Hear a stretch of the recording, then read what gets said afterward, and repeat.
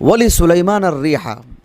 آپ دیکھیے اللہ سبحانہ و تعالیٰ نے سلیمان علیہ الصلوۃ والسلام کے تابع جن چیزوں کو کیا تھا اپنی مخلوقات میں سے، اس میں سے اللہ سبحانہ و تعالیٰ نے ہوا کو بھی رکھا ہے۔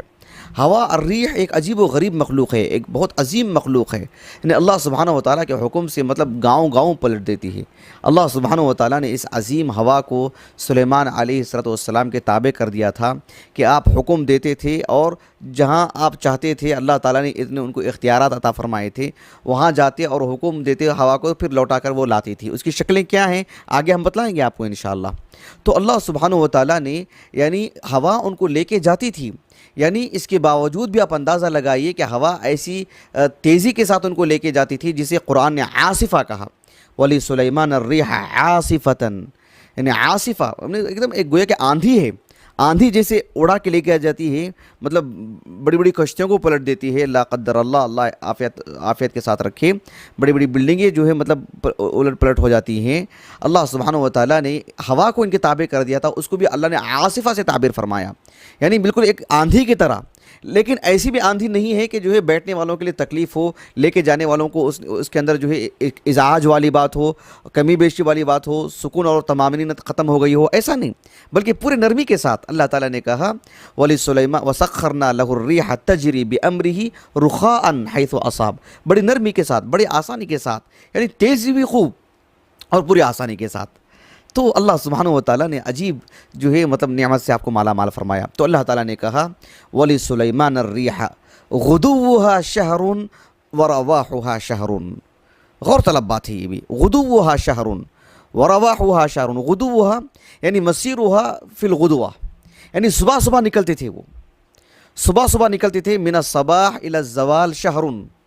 صبح سے لے کر کے زوال تک یعنی ظہر تک، یعنی ایک مہینے کا جو سفر ہوتا تھا۔ یعنی مان لیجیے کہ اس دور میں تیز رفتار سواری کے ساتھ، گھوڑے کے ذریعے سے ہو، اونٹ کے ذریعے سے ہو، یا جو بھی سواری میسر تھی، ایک مہینے کی جو مدت ہے اس کے لیے جس تیز رفتاری کی ضرورت ہے، جو شخص اس ایک مہینے کے لیے سفر کرتا تھا اسے وہ آدھے دن میں طے کر لیتے تھے باذن اللہ تعالی، اور پھر وہاں کھاتے پیتے اپنے دیگر امور جو ہوتے تھے اسے انجام دیتے، قیلولہ کرتے، اور پھر وہاں سے واپس پلٹ کر کے آتے اور ایک مہینے کی مدت میں رات تک پہنچ جاتے اپنے علاقے میں جہاں ان کو ہونا ہوتا۔ تو اللہ سبحانہ و تعالیٰ نے یہ قوت آپ کو عطا فرمائی، غدوها شہر ورواحها شہر، یعنی رواحها گویا کہ رواح کہتے ہیں یعنی لوٹ آنے کو، یعنی جو جانور جو ہوتے ہیں وَلَكُمْ فِيهَا جَمَالٌ حِينَ تُرِيحُونَ وَحِينَ تَسْرَحُونَ، سورۃ النحل میں اللہ تعالیٰ نے فرمایا۔ تو الرواح جو ہے یعنی ان جانوروں کو کہتے ہیں جو چر کر کے رات میں واپس آتے ہیں اپنی منزل کو۔ تو اللہ سبحانہ و تعالیٰ نے اپنے کام سے لوٹ آنے کے لیے وہ لفظ تعبیر کے طور پر ارشاد فرمایا کہ وَرَوَاحُهَا شَهْرٌ، جس علاقے میں پہنچتے اس علاقے سے واپس لوٹنے کے لیے وہ مدت ان کے لیے ایک مہینے کی درکار ہوتی تھی اور وہ واپس آ جاتے۔ اب غور کر کے دیکھیے آج کے زمانے میں بھی ایک شخص کار کے ذریعے سے، بس کے ذریعے سے، ٹرین کے ذریعے سے، یعنی اتنی دور پر جائے، یعنی یہاں سے ہم دلی جاتے ہیں 2 دن میں، ہم بنگلور میں رہتے ہیں، بنگلور سے دلی کے لیے 2 سے 2.5 دن کے آس پاس کا وقت لگتا ہے، اور آپ اندازہ لگائیے کہ ٹرین کے سفر کے ذریعے سے ایک مہینے کی مدت تک آدمی کہاں تک پہنچ سکتا ہے، کتنی دور جا کے پہنچ جائے گا، اسے وہ ایک مہینے کی مدت میں وہ آدھا دن میں طے کر لیتے تھے۔ پھر وہاں سے لوٹ آنا ہو جو اتنی تیز رفتار سواری کے ساتھ ایک مہینے کی مدت لگ سکتی ہے، اسی وہ واپسی میں آدھے دن کی مدت میں پوری کر لیتے تھے، سبحان اللہ العظیم۔ اب دیکھو امام طبری رحمہ اللہ نے یعنی اس آیت کریمہ کے تفسیر میں ایک عظیم تابعی عالم دین حسن ابن الحسن البصری رحمہ اللہ 110 ہجری سے وفات ہے ان کا، بصرہ کی قداور شخصیت ہیں، ان کے حوالے سے لکھا ہے کہ سلیمان علیہ السلام فلسطین میں رہتے تھے۔ فلسطین، آج کا جو فلسطین ہے، آج کا جو مقبوضہ فلسطین ہے، آپ اس کو بھی رکھیں، یا آج کا جو سیریا ملک شام ہے، آپ اس نقطہ نظر سے مت سوچیں، یعنی قدیم زمانے میں ملک شام یا فلسطین جو ہے بہت یعنی مطلب جغرافیہ اعتبار سے بہت پھیلا ہوا ملک، بہت عظیم ملک، قدیم ممالک میں سے دمشق اس کی جو سلطنت ہے، دارالسلطنت ہے اس کی ملک شام کی، بہت قدیم یعنی علاقہ ہے وہ۔ بہرحال تو ملک شام جو ہے آج کا جغرافیہ اعتبار سے آپ نہ سوچیں، یعنی قدیم زمانے میں اس کی حدود بہت پھیلی ہوئی تھی۔ تو سلیمان علیہ السلام اپنے علاقے سے وہاں سے لے کر کے حسن بصری رحمہ اللہ فرماتے ہیں استخر ایک علاقہ ہے، میں ابھی اب سمجھاتا ہوں آپ کو تفصیل سے انشاءاللہ۔ استخر ایک علاقہ ہے، تو وہاں جاتے اور وہاں جو ہے دوپہر میں پہنچتے اور وہاں اپنے جو کام انجام دینے ہوتے انجام دیتے، اور پھر جو ہے کھانا کھاتے قیلولہ کرتے، اور وہاں سے پھر لوٹتے کابل کے لیے جو افغانستان میں آتا ہے، اور استخر جو آتا ہے وہ ملک ایران میں آتا ہے۔ میں ابھی آپ کو تفصیل بتلاؤں گا آپ کو انشاءاللہ کہ اللہ تعالیٰ نے سلیمان علیہ السلام کو کیسی عظیم الشان حکومت عطا فرمائی تھی۔ یعنی آپ اندازہ لگائیے کہ استخر جو علاقہ ہے، آپ ایران کا جو جغرافیہ ہے آج کا، آپ اسے اپنے سامنے رکھیے۔ ہمارے پاس میپ نہیں ہے ہم آپ کو دکھانے کے لیے، آج اللہ تعالیٰ نے جو ہے مطلب آسانی رکھی ہے۔ آپ گوگل میں جائیے اور میپ کے ذریعے سے معلوم کیجیے، آپ اپنے موبائل سے معلوم کیجیے کہ استخر جو علاقہ ہے آج جو شیراز ایک علاقہ ہے، شیراز، بیضا وغیرہ جو علاقے ہیں ایران کے، کرمان وغیرہ، کیا کرمان سمجھ لیجیے، یہ سب قریبی علاقے ہیں۔ یعنی ایران کا جو حصہ ہے، ایران کا وہ حصہ جو نیچے کی طرف آتا ہے، نیچے کی طرف، اور قریب سمجھ لیجیے قطر کا جو علاقہ ہے، قطر کے بالکل مقابل جو ایران ہے اس کی بالکل وہاں پر وہ علاقہ موجود ہے۔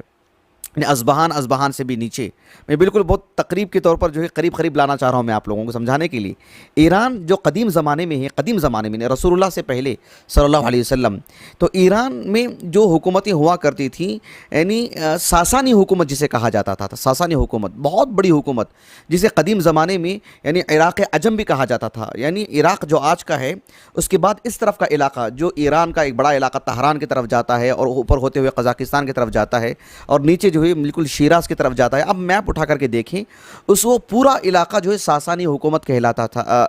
ساسانی حکومت کہلاتی تھی وہ حکومت، اور اس کا جو دارالسلطنت تھا وہ استخر، بہت بڑا علاقہ۔ آج بھی گوگل میں جا کر کے آپ استخر لکھیں وہ علاقہ نظر آئے گا آپ کو۔ تو وہاں تک پہنچتے تھے سلیمان علیہ السلام صبح سے نکل کر کے دوپہر تک، ظہر تک وہاں اپنے پورے امور انجام دیتے، اور جو ہے دوپہر کا کھانا کھاتے، اور پھر قیلولہ بھی کرتے۔ کہتے تھے کہ جو ہے مطلب فیقیل، وہاں قیلولہ کرتے تھے وہ، یہ حسن بصری نے کہا رحمہ اللہ، آپ ایک تعظیم تابعی ہیں۔ تو پھر وہاں سے آپ پھر اپنے سفر سے آگے نکلتے اور کابل کی طرف، کابل افغانستان میں آتا ہے۔ افغانستان کا وہ علاقہ، افغانستان کا بھی جغرافیہ آپ سامنے رکھیے۔ افغانستان کا جو شمالی حصہ ہے، شمال کا مشرقی حصہ جو بالکل پاکستان کو اوپری حصے میں جا کے لگتا ہے وہ، تو وہاں کابل جو اس کی راجدھانی ہے افغانستان کی، تو وہاں جاتے اور پھر وہاں اپنے کام انجام دیتے۔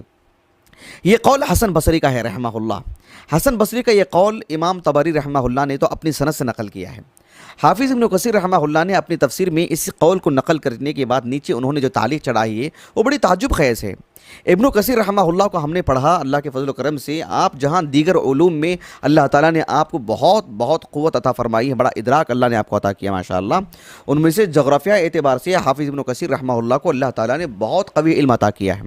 آپ اپنی تفسیر میں جغرافیہ اعتبار سے جو گفتگو کرتے ہیں کہ وہ علاقہ وہاں سے وہاں تک ہے، اتنے کلومیٹر پر ہے، دور جدید کی جو نئی جو پیمائش ہوتی ہے اس میں کم و بیش کبھی 1 کلومیٹر کا فرق پڑتا ہے، کبھی آدھے کلومیٹر کا، کبھی تو ہو بہو، سبحان اللہ العظیم۔ یعنی اتنا درک تھا آپ کو، یہ دراصل جو ہے یعنی ایک کوئی انوکھی اور تعجب خیز بات بھی نہیں ہے، اس لیے کہ اہل علم نے اس میں خوب دلچسپی دکھائی ہے، اس لیے کہ شرعی علوم کو سمجھنے کے لیے شرعی نقطہ نظر سے جغرافیہ اعتبار سے سمجھنا اس کا بڑا جو ہے مطلب یعنی تعلق ہے اس کا۔ تو ابن کثیر رحمہ اللہ فرماتے ہیں کہ اپنے دور میں جو 7ویں 8ویں صدی ہجری کے ہیں، وہ کہتے ہیں کہ جو ایلیا جو ملک شام فلسطین ہے، اس کی جو راجدھانی ہے، وہاں سے لے کر کے استخر تک پہنچنا اپنے دور میں، وہ کہتے ہیں 8ویں صدی ہجری کے ہیں، 774 ہجری سے وفات، کہ تیز رفتاری اختیار کر کے اگر کوئی شخص وہاں سے لے کر کے استخر تک پہنچتا ہے تو 1 مہینے کی مدت لگے گی، یہ ابن کثیر نے کہا رحمہ اللہ۔ اور وہاں سے اسی تیز رفتاری کے ساتھ کوئی تیز رفتار سواری اختیار کر کے کابل تک پہنچنا چاہتا ہے تو 1 مہینے کا جو ایک مہینہ درکار ہے اس کے لیے، سبحان اللہ۔ آج کی جو جدید پیمائش ہے، یعنی ایک نئے نقطہ نظر سے یہ جو تفسیر ابن کثیر کا جو خلاصہ پیش کیا گیا ہے، تقریباً 12 کے قریب علماء نے اس پر کام کیا ہے میری معلومات کے اعتبار سے، جسے اس پر تہذیب یا اختصار وغیرہ پر جو کام ہوا ہے۔ مولانا صفی الرحمن مبارک پوری کے زیر اشراف رحمہ اللہ جو المصباح المنیر جو اس کا جو تہذیب ہوئی ہے اس پر، یعنی اس کی جو زائد معلومات ہیں، یعنی 1 سے زائد طرق سے انہوں نے جو ذکر فرمایا ہے، اس کو جو حذف کیا گیا، اسرائیلی روایت کو حذف کیا گیا وغیرہ وغیرہ، تو بہرحال اس میں جو اچھی تحقیق پیش آئی ماشاءاللہ، اچھی تحقیق کے ساتھ، لیکن اس کا جو اردو ترجمہ ہوا ہے وہ اور بھی زیادہ معلوماتی ہے۔ عربی جو امزال منیر ہے اس سے کہیں زیادہ معلومات آپ کو اردو میں جو ہوا ہے دارالسلام کا اس میں ملیں گی آپ کو. اردو میں جو تحقیقات ہیں, اردو میں جو معلومات ہیں, وہ کئی زائد معلومات ہیں جو عربی میں جو اصل نسخہ ہے اس میں وہ نہیں ہے معلومات. وہ تو اردو میں جو چھپی ہے اس کی حاشی میں جو ہے شعبہ تحقیق کی طرف سے جو تعلیق چڑھائی گئی وہ یہ کہ اس علاقے سے جو سلیمان علیہ السلام نے اپنے دور میں جو فلسطین سے لے کر کے استخیر تک جو جایا کرتے تھے, جو ابن کثیر نے کہا کہ جو تیز رفتار سواری سے اگر جائیں تو ایک مہینہ درکار ہے, وہاں سے کابل بھی 1 مہینہ درکار ہے. تو جدید تحقیق کے طور پر انہوں نے پیش کیا کہ اگر فضائی طور پر اگر کوئی ہوائی جہاز سے جانا چاہتا ہے تو وہاں سے لے کر ٹھیک 1700 کلومیٹر ہے استخیر تک, مطلب فلسطین سے, اور پھر وہاں سے کابل تک ٹھیک 1700 کلومیٹر ہیں فضائی طور پر اگر کوئی جانا چاہے. یعنی یہ ایک ایسی چیز ہے سبحان اللہ. آپ دیکھیں جتنی جدید تحقیقات سامنے آتی رہیں گی وہ کتاب و سنت کی معلومات میں مطلب تقویت کا ذریعہ بنے گی. کتاب و سنت کو نہیں, اس کے فہم کو, ہمارے لیے جو ایمان کا ذریعہ بنے گی تقویت کا. کیونکہ وہ اگر کسی نے تحقیق پیش کی اور کتاب و سنت سے معارض نظر آ رہی ہے تو ہم یہی کہیں گے کہ آپ نظر ثانی کیجیے. جو معلومات ہیں معلومات ہیں کتاب و سنت میں, کیونکہ وہ خالق کائنات کی طرف سے ہیں, نظر ثانی آپ کریں. لیکن کوئی صحیح تک پہنچتا ہے تو یہ ہمارے ایمان میں زیادتی کا اضافہ ہو جاتا ہے. بہرحال یہ ایک عظیم جو ہے علم ہے جغرافیہ اعتبار سے, کبھی آپ کے سامنے تفصیل سے ذکر کریں گے انشاءاللہ. یہ ابن کثیر نے اس ایک مقام پر نہیں کئی مقامات پر آپ نے ذکر کیا ہے, اور جدید جو اس کے ماہرین ہیں انہوں نے اس نقطہ نظر سے کہا کہ ابن کثیر نے جو اس دور کی پیمائش کو رکھ کر کے جو بات کی تھی تقریباً جو ہے وہی چیز ہے جو آج کے پیمائش کے موافق ہے. بہرحال اللہ تعالیٰ نے سلیمان علیہ السلام کو وہ قوت عطا فرمائی کہ وَلِسُلَيْمَانَ الرِّيحَ غُدُوُّهَا شَهْرٌ وَرَوَاحُهَا شَهْرٌ. یعنی ایک مہینہ, یعنی ایسا ہوتا تھا کہ جو ہمیں کچھ اسرائیلی روایات ملتے ہیں معنی مفہوم کو سمجھنے کی حد تک, یعنی کہ ایک بہت جیسے کوئی تخت مطلب بچھا دیا گیا ہو, کافی بڑا تخت جس میں سلیمان علیہ السلام اور آپ کی فوج, انسانوں میں سے بھی, جنوں میں سے بھی, اور کچھ گھوڑے وغیرہ بھی, اونٹ اور کھانے پینے کے اشیاء وغیرہ سب کچھ بہت بڑے پیمانے پر اس کو رکھتے اور ہوا کو حکم دیتے, اور ہوا نیچے سے آتی اور اس کو اڑا لے جاتی. مطلب ایک 10-20 لوگوں کی بات نہیں ہے. آج آپ ہوائی جہاز کو دیکھتے ہیں تقریباً جو ہے 500,000 کے قریب ہوتے ہیں, اس سے بھی زیادہ. اب تو جو ہے 1st فلور 2nd فلور والی جو ہوائی جہاز بھی ہیں, کافی لمبی, کافی بڑی, کافی چوڑی, سبحان اللہ العظیم, آپ دیکھ سکتے ہیں. تو سلیمان علیہ السلام کافی بڑے پیمانے پر ایک تخت بچھاتے اور اس میں جو ہے سارے آپ کی فوج بھی مختلف, انسان بھی, جن بھی, دیگر بھی, اور جو کھانے پینے کے اشیاء اور آپ کے وزراء اور آپ کے خواص سب کچھ اس میں ہوتے, اور آپ کے اہل خانہ بھی ہوتے, اور ہوا کو حکم دیتے, ہوا نیچے سے لے کے جاتی, وہاں روکتی, پھر وہاں اترنے کے بعد پھر اپنے امور کو انجام دیتے, اور پھر گھوڑے وغیرہ کے ذریعے سے قرب و جوار کے حصوں میں جا کے آیا کرتے. یہ صورتحال ہوا کرتی تھی. پھر وہاں سے یہ اللہ سبحانہ و تعالیٰ نے ایک عجیب جو ہے یعنی آپ کو اس دور میں جو ایک سب کی آنکھیں پھٹی رہ جاتی ہیں دیکھ کر کے, ایک معجزاتی طور پر اللہ سبحانہ و تعالیٰ نے, اور قیامت تک ایسی کسی کو نہیں ملے گی یہ چیز جو اللہ سبحانہ و تعالیٰ نے یہ چیز عطا فرمائی. البتہ شیخ ابن عثیمین رحمہ اللہ نے ایک نقطہ یہ ضرور پیش کیا کہ بس اس چیز کی ایک جھلک دیکھنے کے لیے مطلب اس چیز کو سامنے رکھ سکتے ہیں کہ جو ہوائی جہاز کو سامنے رکھ کر سکتے ہیں, یا ہوائی جہاز کی مماثل جو دیگر مطلب جو ہے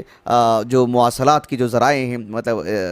سواری کی, اس کو سامنے رکھ کے سمجھا جا سکتا ہے کہ اللہ تعالیٰ نے انسان کو کتنی قوت عطا فرمائی ہے, جو اس دور میں سلیمان علیہ السلام کو ایک معجزاتی طور پر اللہ سبحانہ و تعالیٰ نے یہ چیز عطا فرمائی. بہرحال اللہ تعالیٰ نے فرمایا وَلِسُلَيْمَانَ الرِّيحَ غُدُوُّهَا شَهْرٌ وَرَوَاحُهَا شَهْرٌ.